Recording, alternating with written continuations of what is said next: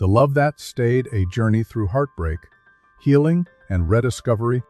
They say some relationships begin like slow, burning candles, and others like fireworks, exploding into the sky and falling as embers before you even have time to feel the heat.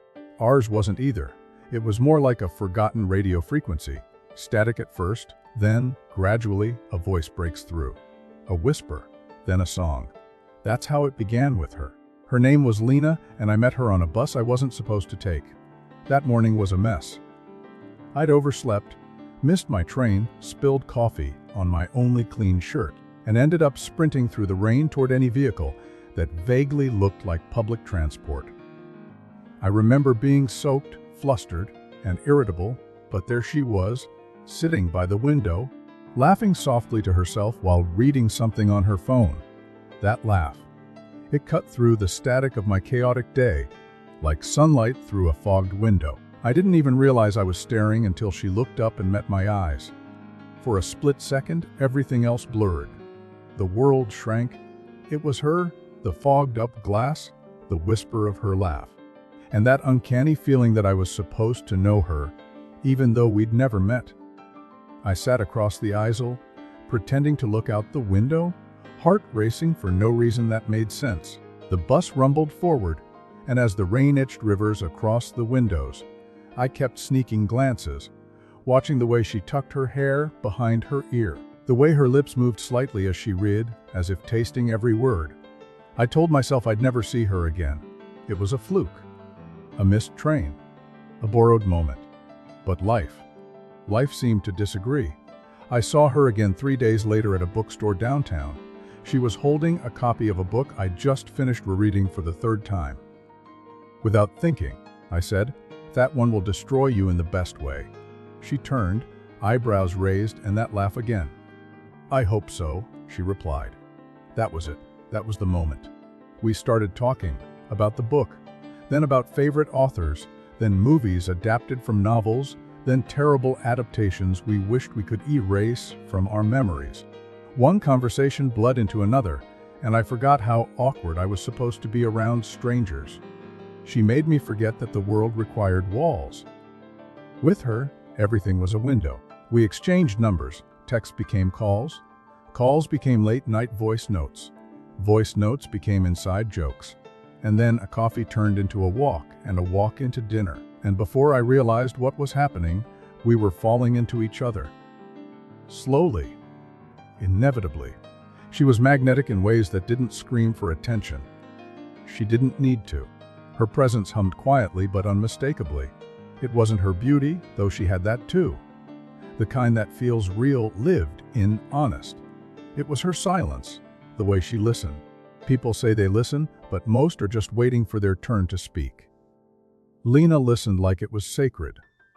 Like your words were secrets, and she was the only one worthy of holding them. I told her things I hadn't told anyone. About my father's long silences. About my fear of becoming someone forgettable. About the notebook under my bed filled with unfinished stories. She didn't flinch, didn't try to fix me. She just stayed. And when she spoke, her truths were just as quiet, just as sharp. She'd lost her mother young, raised by a grandmother who believed emotions were dangerous luxuries.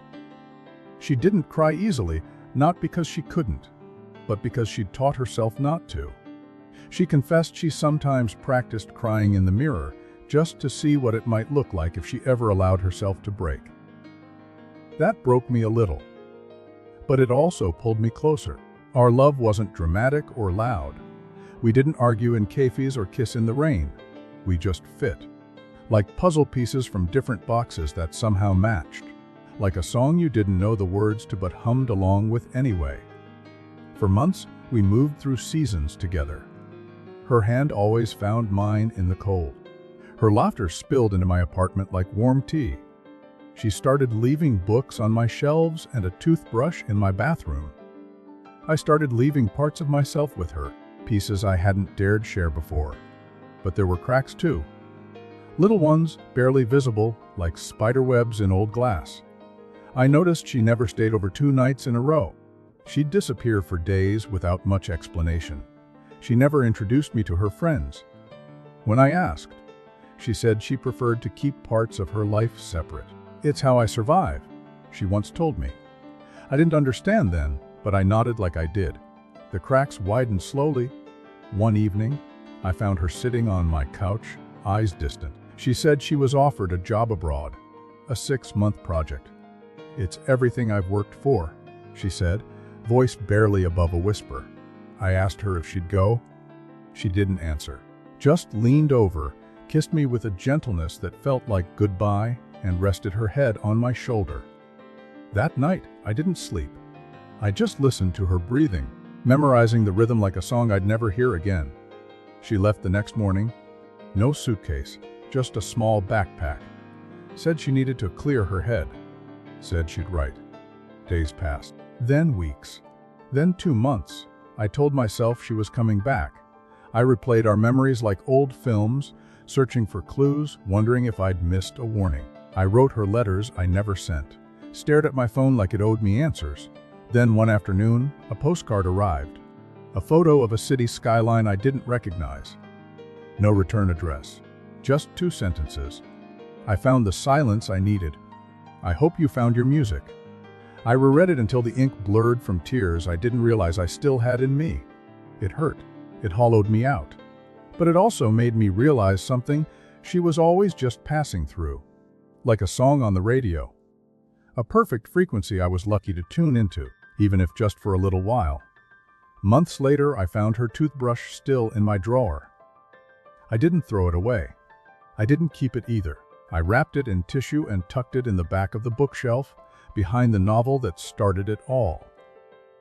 And now, whenever the world gets too loud, I pull out that book and read the passage she loved. The one where the main character says, "Some people are chapters, others are footnotes, but a rare few are echoes that never quite leave." That was her, my echo. And even now, if I sit still long enough, I can almost hear her laugh. The silence she left behind wasn't the quiet kind. It wasn't peace. It was weight thick, still, suffocating. I'd walk into rooms and feel it settle around my shoulders like a wet coat. Everything in the apartment had her fingerprint, yet she was nowhere. The coffee mug still bore faint lipstick stains. A scarf she'd forgotten, maybe deliberately, hung on the back of the chair. Her scent still clung to the pillowcases, mocking my attempts to sleep without her beside me. People talk about grief like it's reserved for death. But the truth is, some of the worst griefs come from the living. When they leave without a proper goodbye, without a clear ending, like an unfinished sentence. That's what she became to Marin Ellipsis, a continuation that never arrived. I didn't tell anyone about her postcard.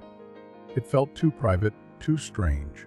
I carried it in my wallet, folded so many times the corners started peeling, and sometimes I'd reread those 2 sentences, like they might rewrite themselves. I told myself I was moving on. I started going out more, pretending the world still made sense without her in it. I dated, if you could call it that. I sat across tables from women who smiled politely, who asked me where I worked, what my favorite cuisine was, if I believed in fate. I lied a little. I said I did. I said I was fine. I said I didn't believe in ghosts. But I did. She haunted me in quiet moments, in bookstores, on buses, in lines at the cafe where they still remembered our order. 2 drinks, 1 black, 1 caramel oat milk latte. I'd sometimes order both, pretend she was running late, then throw hers away untouched. I started writing again. At first, just to cope. Scribbled fragments on napkins and receipts. Then full pages in that old notebook under the bed. Her absence had somehow unlocked something in me. Words poured out like rain through a cracked roof. And they were always about her, not directly. But there was always a woman with a haunted laugh and eyes that didn't quite stay. I wasn't trying to hold on to her. Or maybe I was. Maybe writing her into fiction was my way of pretending I still understood what we'd had. That it had meant something. That I hadn't imagined it all. Then came the call. Months later, it was late. I was in bed half asleep when my phone lit up. Unknown number. I almost didn't answer, but something in me, maybe the part that never stopped hoping, picked up. And there it was, that voice. Soft, unmistakable. "He," she said. I sat up, heart pounding, unsure if I was dreaming. I didn't say her name. I didn't need to. The silence on the other end confirmed it. "I didn't think you'd answer," she added. "I almost didn't," I confessed, because there was no point lying to her. She said she was back, not for long, just passing through a conference. A meeting, an excuse probably, and she wanted to see me just once. Everything in me screamed no, but my heart, it betrayed me. I told her yes. We met at the same bookstore. She was leaning against a shelf, holding a book upside down. Nervous. She never got nervous, but she was fidgeting with her sleeve, avoiding eye contact. She looked thinner, tired. But her eyes, those were the same. The same storm I'd drowned in 1,000 times. "I," she said, like it hadn't been almost a year, like we hadn't collapsed into silence and disappeared. "He," I replied, like my chest wasn't threatening to shatter. We walked without a destination, through old streets, past familiar corners. She asked about my writing. I told her it was going well, that I'd published something small, that people liked the pain in my words. She smiled, but it didn't reach her eyes. "I read it," she said, after a pause. "Your story, the one about the woman who leaves." I stopped walking. "I didn't think you'd find it." I didn't look. Someone showed me. I didn't ask who. Didn't want to know. Didn't want to unravel.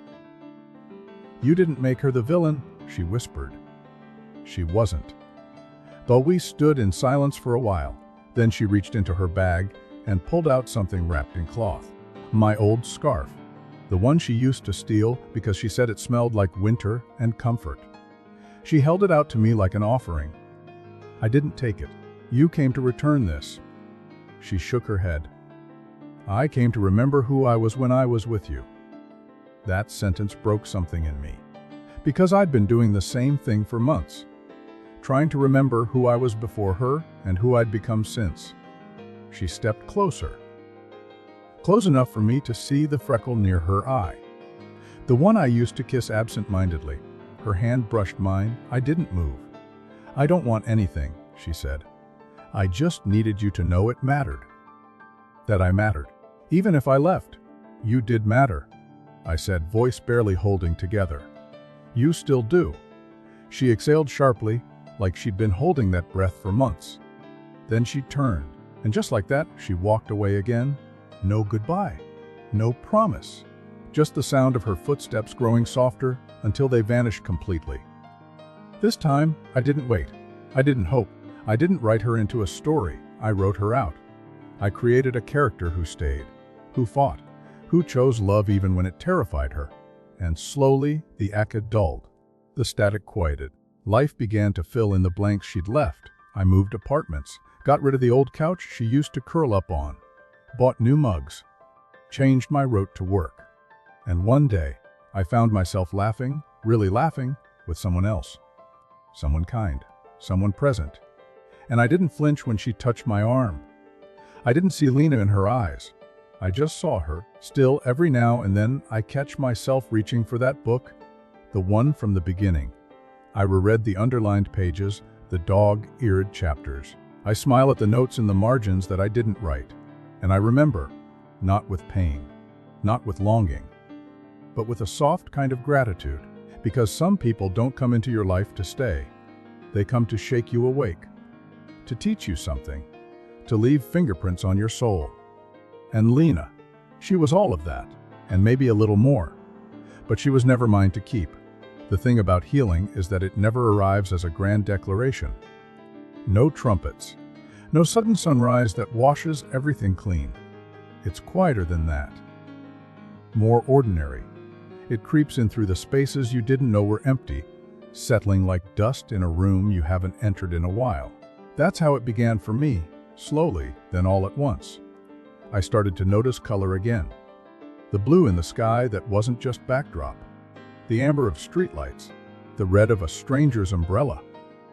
I started waking up without feeling like I was bracing for an earthquake. I smiled at texts without checking if they were from her. I stopped needing the noise to drown out my thoughts. I just existed. And it wasn't painful anymore. I met Maya in the kind of way you meet people when you're not searching. She worked in a co-working space I occasionally used when the walls of my apartment felt too heavy. She had this presence about her. Not loud, not attention-seeking, but grounding. Like a lighthouse.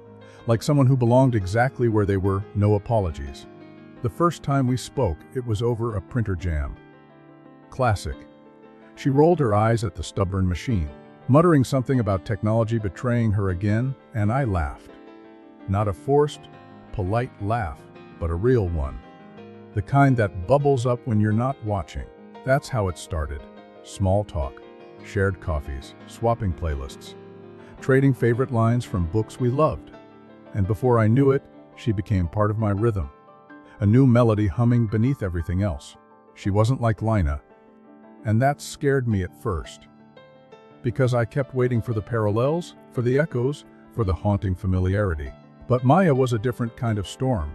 She didn't hide behind silence. She wasn't a mystery to be unraveled. She was all presence, all in. And with her, I didn't feel like I had to perform. I could be soft. I could be tired. I could be boring. And she stayed anyway. But falling again, truly falling, isn't as simple as it sounds. There's guilt. Guilt that you're letting go of someone who never really let go of you, even if she's long gone. Guilt that you can hold another's hand without feeling like a traitor to your past. I wrestled with it privately. I didn't tell Maya about Lina at first. It wasn't that I was hiding her. I just didn't know how to explain the kind of love that leaves invisible bruises. It wasn't until months into our relationship. Yes, I finally let myself call it that Maya found the postcard. The one Lina had sent. It had slipped out of an old notebook she was borrowing, landing face up on the floor between us. She picked it up, read it, then looked at me with a kind of quiet that I wasn't ready for. "You never mentioned her," she said softly. I froze. I didn't know how. She nodded, handed it back to me, then sat across the room. The silence between us stretched thin, like a wire about to snap. "Is she still here?" Maya finally asked, voice low. "Not physically, but in your head." I didn't lie. Sometimes, less than before. But yeah, she is. She didn't speak for a long time. Then, finally, she said something that cracked me open. "I'm not asking you to forget her. Just don't let her memory live in the space where I'm trying to build something with you." That night, I burned the postcard. I didn't do it out of anger. I did it out of choice, a release, a final breath for a ghost that had overstayed. I watched the flames curl the edges, the ink turning to smoke, and for the first time in a long time I felt free. Not because I had erased the past, but because I was finally done letting it steer me. After that, Maya and I grew in ways that felt real. We took trips, nothing extravagant, just small escapes to quiet places. We cooked meals that went wrong and laughed anyway. We built routines, rituals. Sunday morning walks, Thursday night pasta. A shared playlist called Use that we kept adding to like a secret language. She met my friends. I met her family. I saw her cry during a film and didn't flinch. She held me during my first real anxiety attack and didn't ask me to be strong. But love, even the good kind, isn't immune to fractures. It happened a year and a half in. She got an offer, dream job, different city, across the country. I knew it before she told me. The way her eyes darted, the way she hesitated before speaking. History has a way of training you to notice the cracks before they widen. She said, "Don't want to choose between you and this." I told her she didn't have to. We tried long distance. For a while, calls became shorter. Visits became harder. The time difference wasn't the real issue. It was the emotional lag. We were out of sync. Like two songs playing at the same time but in different keys. I tried to bridge the gap, weekend flights, surprise visits. But something had shifted. Not love, but momentum. And love without momentum becomes memory. The breakup was quiet. Kind, honest. She cried, I didn't. Not because I wasn't heartbroken, but because I had no tears left for departures. We promised to stay friends, but we didn't. Some people you can't demote. It's all or nothing. Alone again, I didn't collapse. I didn't spiral. I grieved, but differently. There was gratitude this time, for the ways she loved me, for the lessons, for the chance to know what it felt like to be fully seen. And most of all, for showing me that healing isn't linear. But it is possible. I went back to writing. This time, not out of pain, but reflection. I wrote about love as a living thing, how it evolves, how sometimes it doesn't last, and that doesn't mean it wasn't real. I published a collection. It did well. I started getting invited to speak. Readings, panels. I stood in front of strangers, talking about heartbreak like it was a chapter we all had to read before moving on. And one night, after a talk in a small city I'd never been to before, I saw her, Lina, in the crowd, second row, hair shorter, eyes the same. I paused mid-sentence. Our eyes met. For a moment, the room fell away. The years folded in on themselves. She smiled, not the haunting kind, a soft, real one. Afterward, she came up to me. We didn't hug, didn't need to. "You look good," she said. "You too." She held up the book. "You signed it for someone named Amelia." She asked me to come with her, said your writing helped her through a breakup. I nodded. "I'm glad." There was a silence, the comfortable kind. "I was wrong," she said suddenly. "About leaving. About thinking I needed to disappear to find myself." I didn't say anything. I just waited. "I found pieces of me in every place I ran to," she continued. "But the best parts, I left them with you. I felt something shift in me, not longing, not desire, just peace. You didn't break me," I said. "You shaped me, and I needed to be reshaped." She nodded. "You forgive me?" "I did a long time ago." She smiled, then reached into her bag. Not a postcard this time. A letter, sealed. "Don't read it now," she said. "Read it when you need it." I watched her walk away. This time, I didn't feel like chasing her, because I didn't need to. That night, I sat by the hotel window, letter unopened, and realized something profound. Some people are meant to return. Not to stay, but to remind you how far you've come. To be a mirror. To show you who you were, who you are now, and how you got from there to here. I placed the letter in my notebook, no intention to read it soon. Because, for the first time, I didn't need to revisit the past to feel whole. I was whole already. There's a particular stillness that settles into life once you've made peace with your past. Not the kind of stillness that suggests nothing is happening, but a calm awareness that you're no longer chasing ghosts or rewriting memories. I carried that kind of stillness with me in the months that followed. The letter Lina gave me remained unopened, tucked between pages of an old journal like a pressed flower, untouched yet heavy with unspoken words. I didn't forget it was there. In fact, I often reached for that notebook, thumbed through pages filled with old poetry, scattered confessions, scribbled dreams. But I never read the letter. It became a symbol, I guess, of closure, of restraint, of having the power to reopen a wound and choosing not to. My life had settled into something resembling balance. The kind of balance that's neither exhilarating nor dull, just steady. I moved again, not because of a breakup this time, but because I wanted a change of view. The new apartment was smaller but brighter, with a crooked window that let in too much light in the morning and a balcony that overlooked a little cafe below. I watched the world pass by from that balcony like a quiet observer, sipping coffee and building new routines. I wrote during the day and taught creative writing workshops in the evenings. My students were varied. Some younger than me, hungry and restless. Others older, full of unspoken wisdom, nursing quiet regrets they hadn't yet turned into fiction.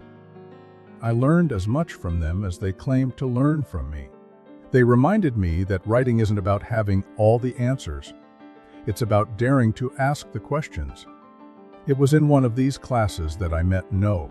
She arrived late to the first session, rain dripping from her coat, eyes apologetic. She carried a worn leather satchel, overstuffed with notebooks, and spoke with the kind of careful precision that told me words mattered deeply to her. I remember noticing how she held her pen.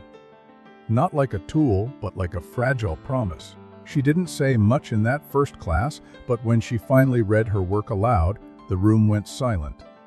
Her story wasn't about love or loss. It was about waiting.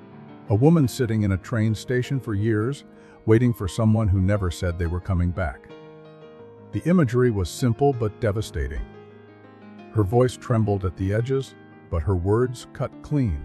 After the session, she stayed behind to ask about sentence rhythm and voice. We ended up talking for 40 minutes. Not just about writing, but about silence. How sometimes the things we don't say weigh more than the ones we do. I didn't think of it as a connection at first. I was cautious now, measured. But Noah had a presence that lingered long after the conversation ended. Over the next weeks, we spoke more.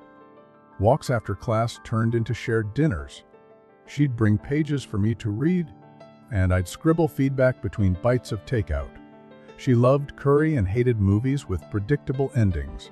She had a soft spot for old music and once confessed that she believed every person had a specific song that revealed their truth. "What's mine?" I asked her once. She smiled. "I don't know yet, but I'll know when I hear it." But unlike Maya, who was warmth and openness, or Lina, who was mystery and pull, Noah was somewhere in between. A calm tide. She didn't push, didn't pry. She just existed with you, quietly matching your steps, never asking you to walk faster or slower. And I found myself drawn to her not in a way that felt like falling, but more like returning. It scared me, because by now I knew how fragile something new could be when you haven't completely abandoned the architecture of the old. But Noah didn't demand declarations. She didn't need me to prove anything. She just asked for honesty. And I could give her that. One night, long after the last workshop had ended, we sat on my crooked, windowed balcony watching the city breathe. She asked me what I feared most. I didn't even have to think. Repeating the same mistakes. I said. She nodded. Thoughtful. Then maybe it's time you stopped walking in circles. It was then I realized she wasn't just someone passing through. She was someone I could walk forward with. The transition from something new to something real is never marked by a grand event. There's no sudden shift. It's in the small things. The way she left her book on my nightstand, the way I kept a carton of her almond milk in the fridge, the text that simply said home. And my reply, ice. We didn't say, "I love you," quickly. We let it simmer. When the words finally came, they were quiet. No fireworks, just truth. But with truth came the shadows, too. One afternoon, I came home to find her sitting on the floor of my study, flipping through my old journal. I froze. My heart thudded in my chest when I saw what she was holding. The letter. I didn't read it, she said quickly, holding it out. I swear, I found it while looking for that old notebook you said had your first draft. I nodded, slowly taking it back, the weight of it unfamiliar in my hand. Do you still want to? She asked gently. I looked at her, really looked, her face full of quiet understanding, not judgment, and I realized I did. Not because I needed closure anymore, but because I was no longer afraid of what it might contain. She sat beside me as I opened it. The paper was thin, slightly yellowed. Lina's handwriting, familiar and rushed, spilled across the page. She wrote about our time together, about the silence, the laughter, the things she never said out loud.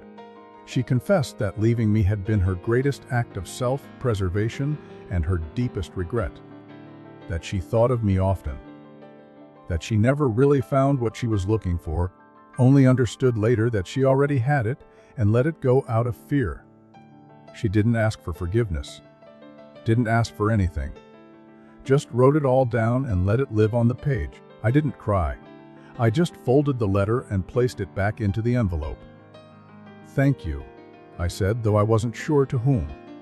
Later that night, Noah asked me if I felt different. Yes, I said. I think I finally understand the difference between being loved and being ready to be loved. And I was. We built our life slowly, tenderly.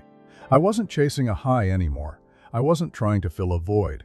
I was sharing space, sharing days. And somehow, that felt bigger than anything else. One morning, I found a playlist on my phone added without a word. No had titled it You. Track 3 made me stop, a song I hadn't heard in years. The lyrics were about finding someone after you thought love had left you for good. I listened to it on loop, realizing maybe that was my song. Maybe she knew. I never asked her. Some things don't need to be spoken aloud. And somewhere between the quiet breakfasts and lazy evenings, I stopped comparing. Stopped measuring the present against the past. Stopped needing to protect myself from a love that might not last. Because this quiet, imperfect, steady love, wasn't about grand declarations or perfect moments. It was about showing up, over and over again, without vanishing, without burning everything down just to feel something. It was about staying. And for the first time, I wasn't afraid of staying either. Time has this peculiar way of folding in on itself. You think you've mapped it out. Events neatly lined like pins on a timeline. But then one memory stirs another, and suddenly you're standing somewhere between the past and the present, feeling everything all at once. That's how it felt the morning I found the email. It wasn't from Lina. It wasn't even addressed directly to me at first. It came from an old mutual acquaintance. Someone we had both known briefly during our time together, someone I hadn't heard from in years. The subject line was simple. Thought you should see this? It was a blog post. One of those raw, deeply personal ones written in the quiet aftermath of something seismic. It was Lina's. The photo at the top confirmed it. Her black and white portrait, gaze slightly off camera, the same look of contemplation I remembered. The title, How to Disappear Without Dying. I didn't click the link for hours. I sat there staring at it while Noel brewed coffee in the next room, humming some familiar tune.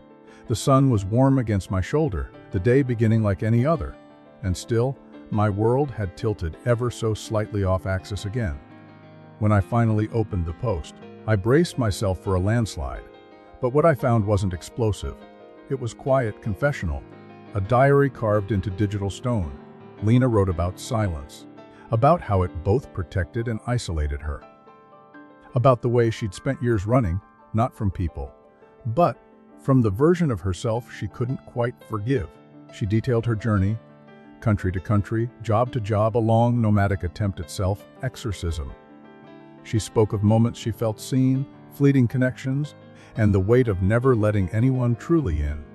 And then, towards the end, there was a paragraph that stopped me cold. There was one person who didn't ask me to be anything but what I was. He never tried to fix me, never demanded more than I could give. I left him because I believed love was supposed to feel like fire, overwhelming and all-consuming. But I was wrong. Real love is more like a garden, quiet, patient. It waits for you to return, even if you never do. I closed the tab and sat there for a long time, my reflection trembling faintly in the darkened laptop screen. There was no anger, no resurgence of longing, just a deep, slow understanding that we'd both finally arrived at the truth. Only too late to live it together. Noah found me like that, silent and still, hands resting on the keys like they were anchors. She didn't ask what I'd read. She simply placed a mug beside me, kissed the top of my head, and left me with my thoughts. That's the kind of woman she was. Intuitive without intrusion.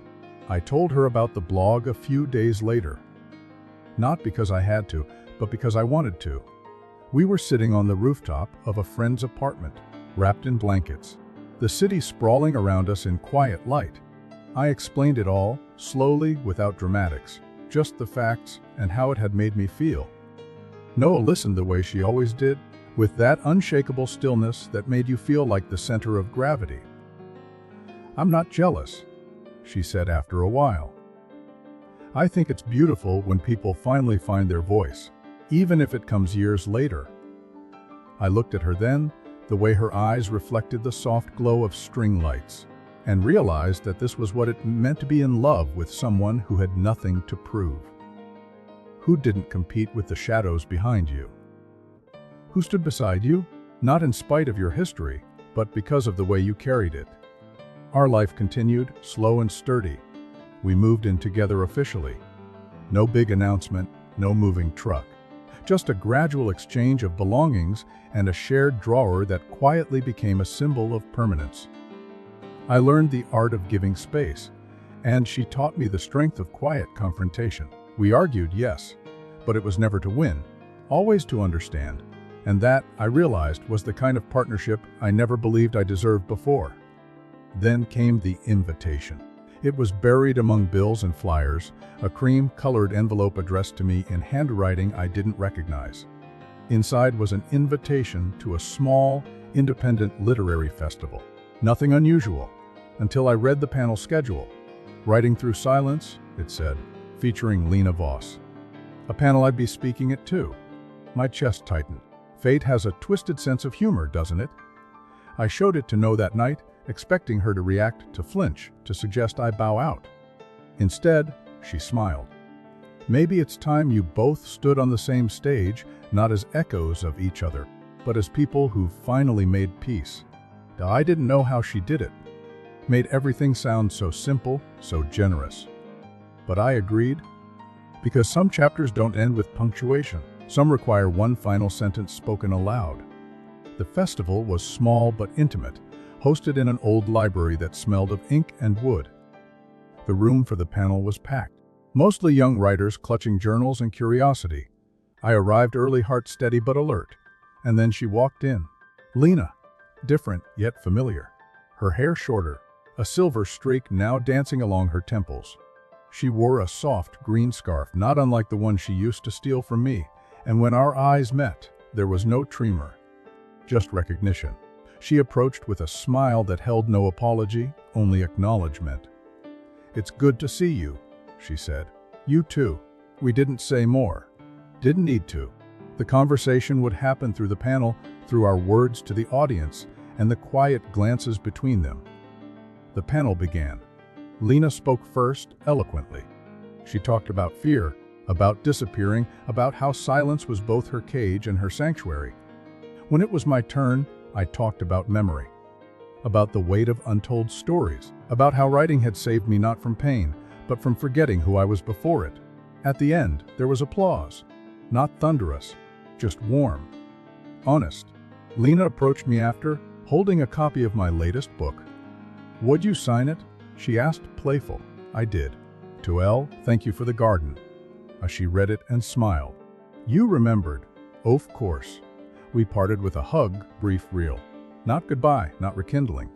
Just a full circle moment finally closed. Back home, I told No everything.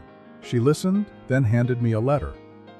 "You left this on the table the day we met," she said. It was a scribbled note I'd written to myself. One of those one-line reminders. Be brave enough to stay. I laughed. "You kept this." She shrugged. "You keep old postcards. I keep reminders of who you were before you knew I'd be part of your story." I tucked the note into my wallet. Weeks passed. The seasons turned again. Autumn bled into winter. The air grew sharp with cold, and our home took on that familiar scent of cinnamon, books, and warmth. We decorated the place slowly. Photographs from trips, tiny potted plants, shelves crammed with more books than necessary. Life was full, but not crowded. We had our corners, our rituals, our space. Then one morning, Noah left a note on the fridge. "Meet me on the balcony at sunset." When I stepped out later that day, she was waiting, bundled in a blanket, 2 mugs of tea in hand.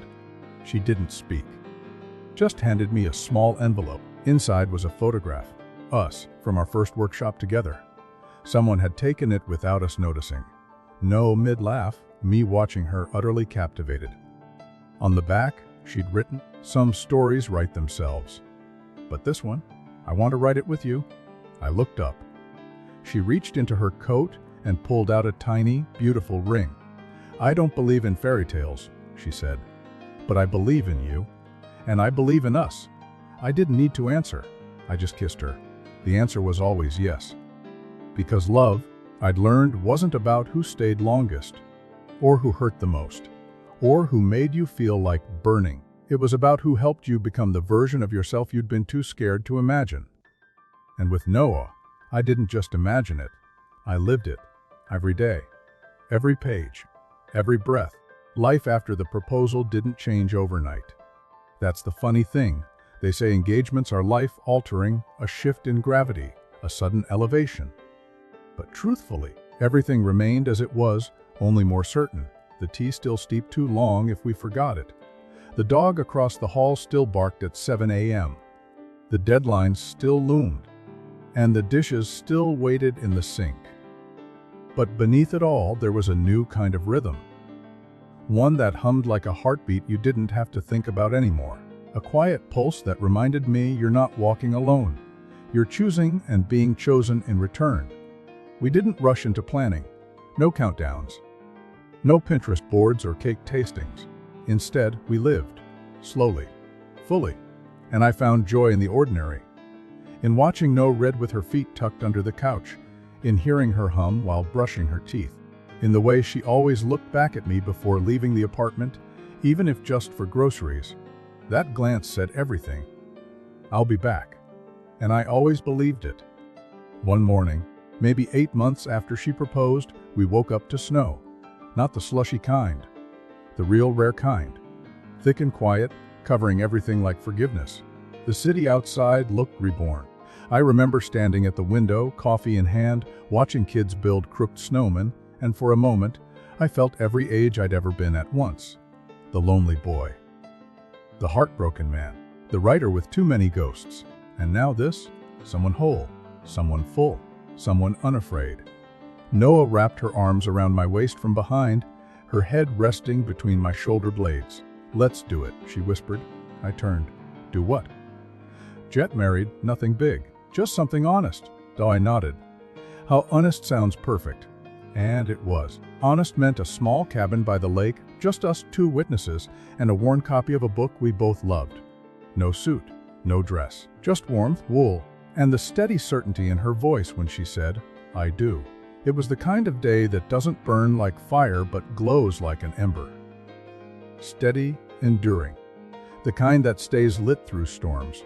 We returned home to letters from friends, voice messages from family, and a quiet sense that we had stepped into something sacred. Not because of a title, but because of the way we had promised to keep showing up. Every day. Especially when it wasn't easy. The years that followed weren't perfect. Of course they weren't. We had fights, some sharp, some silent. There were nights we turned away in bed, breathing to opposite walls. There were months where work stole too much of us, where exhaustion frayed our edges, where words became barbed instead of balm. But through it all, we stayed. We returned. And when we didn't know what to say, we played that old playlist, sat on the balcony, and let the music remind us of what mattered. Eventually, we bought a house. Not big, but bright.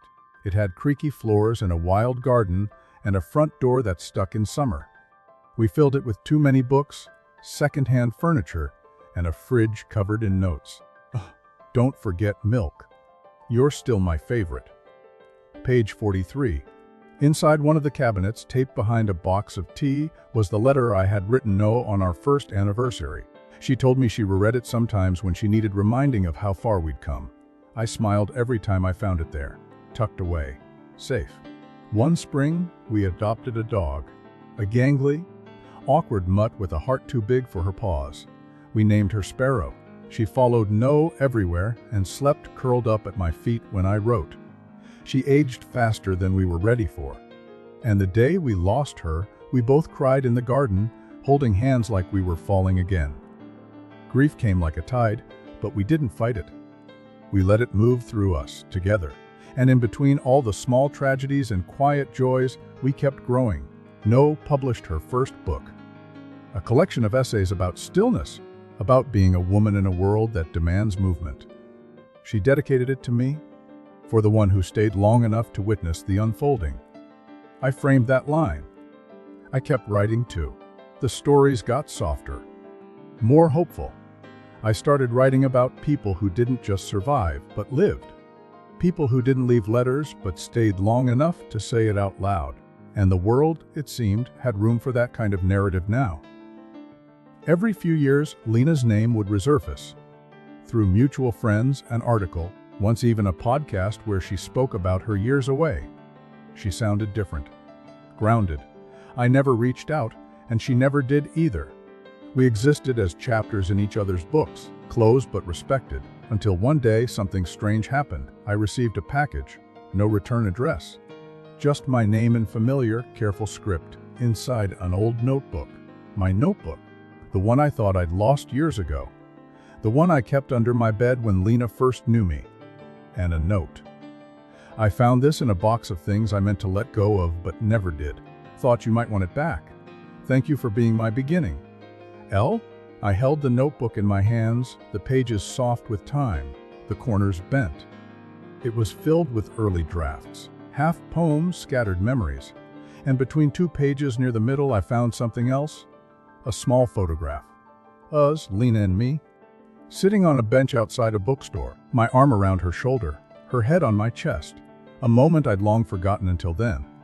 I stared at it for a long time. Not with longing, not with pain, just a quiet sort of gratitude. When Noah came home, I showed her. She mailed it. She asked, examining the picture. I nodded. After all this time, she handed it back to me. Keep it. It's part of your story, part of how you got here. And that night, as we lay in bed, her hand in mine, I realized something I hadn't been able to articulate before. All along, I had thought of love as a destination, something you arrive at, a place you stay if you're lucky. But it isn't. Love is a journey, a series of turns. Some right, some wrong. It's the people who walk with you, even if only for a while. The ones who teach you what you need, what you fear, what you're capable of. Lina taught me to feel. Maya taught me to let go. No taught me to stay. And in the end, every step, every wrong turn, every silent night led me here, to this life, this quiet, beautiful, imperfect life. Sometimes I still write late into the night, Noah asleep beside me, sparrow's collar hanging by the door, wind brushing the curtains. And in those moments, I don't write about heartbreak. I write about hope, about resilience, about how every love, even the ones that don't last, shape the one that finally does. And when I finish, I close the notebook, kiss my wife's forehead, and whisper thank you into the dark. Because somehow, against all odds, I found the echo I'd been chasing. And this time, it stayed. Enjoyed the video? Give it a thumbs up, subscribe to the channel, and tap the bell so you never miss an update.